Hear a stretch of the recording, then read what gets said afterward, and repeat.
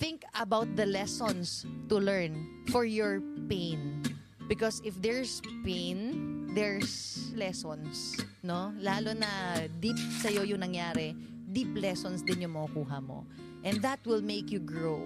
That is a person, ang tawag ko doon, aware na tao. Aware siya. No, binigay sa akin ito, hindi ka victim. You are a victor.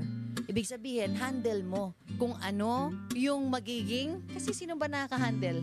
Interpretation natin iba-iba. Pwedeng parehas na nangyari sa isang tao, pero iba ng pag-interpret. Kung victor ka mag-isip, no, hindi ako victim, ako yung victor. Handle ko yung reaction ko. Handle ko yung wisdom na makikita ko.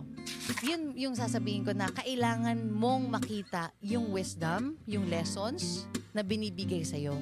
At kailangan mong makuha agad yung lesson na yon.